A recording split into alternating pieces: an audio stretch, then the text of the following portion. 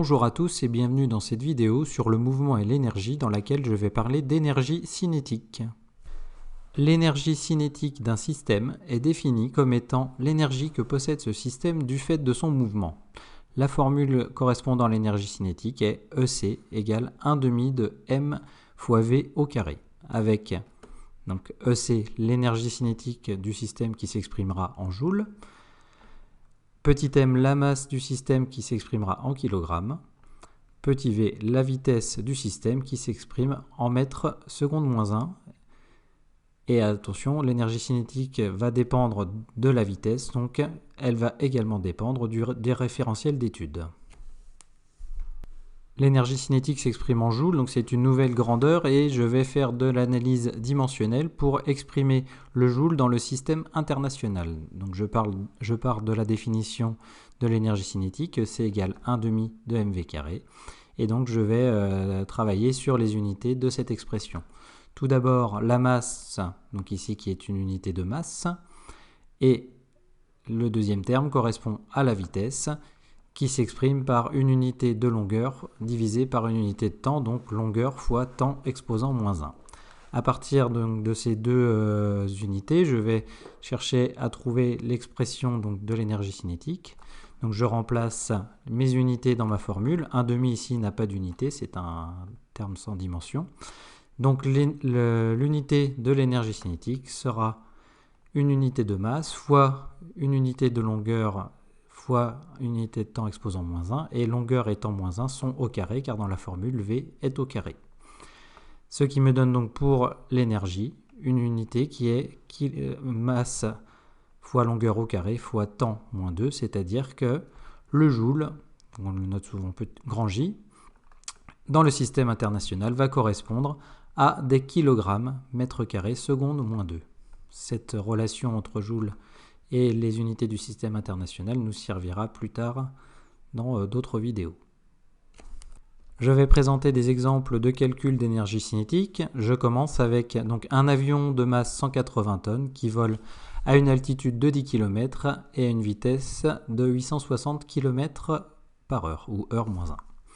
Donc, pour déterminer son énergie cinétique, je vais d'abord utiliser sa masse qui est ici de 180 tonnes. Je vais la convertir en kilogrammes. Une tonne correspond à 1000 kg. Donc ici, cela me donne 180 fois 10 puissance 3 kg. Ensuite, la vitesse ici est de 860 km/h moins 1. Pour pouvoir utiliser la relation d'énergie cinétique, il faut que je convertisse en mètres secondes moins 1. Ici, kilo m'indique que je vais mettre un 10 puissance 3. Et ici, c'est par heure. Or, moi, je veux par seconde. Comme il y a 3600 secondes dans une heure, le calcul à faire est 860 fois 10 puissance 3 divisé par 3600. 10 puissance 3 divisé par 3600 correspond à 1 sur 3,6.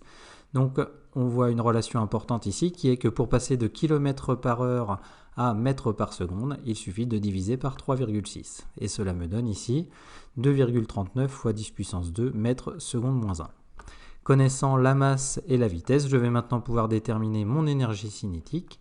Ici, EC est égal à 1/2, donc 0,5, fois 180 fois 10 puissance 3, fois 2,39 fois 10 puissance 2, le tout au carré. Attention, il est fréquent que dans ces calculs, le carré soit oublié et fausse donc le résultat d'énergie cinétique.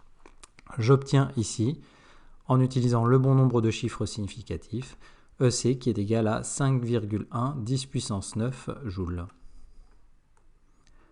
Deuxième exemple de calcul avec le cas d'un escargot de masse 12 grammes qui rampe sur le sol à une vitesse de 5 mètres par heure dans le référentiel terrestre. Donc je convertis ma masse qui est cette fois de 12 grammes en kilogrammes, donc ce qui me donne 12 fois 10 puissance moins 3 kg. Ensuite, je convertis ma vitesse qui est ici en mètres par heure.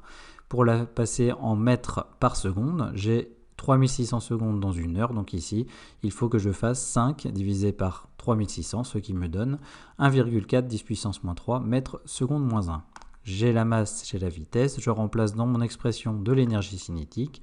Donc 0,5 fois 12 10 puissance moins 3 fois 1,4 10 moins 3 avec la vitesse au carré et j'obtiens donc une énergie cinétique de 1,2 10 puissance moins 8 joules. Dernier exemple avec donc cette fois le calcul de l'énergie cinétique d'un vase de masse 600 grammes posé sur une table, toujours dans le référentiel terrestre. Donc ma masse est de 600 grammes, je vais la convertir en kilogrammes, cela me donne ici 600 fois 10 puissance moins 3 kg. Ensuite, le vase est posé sur la table dans le référentiel terrestre. J'ai donc une vitesse ici qui est de 0 mètres par seconde, donc automatiquement, l'énergie cinétique est égale à 0,5 fois 610-3 fois 0 au carré, ce qui me donne une énergie cinétique qui est bien de 0 joules.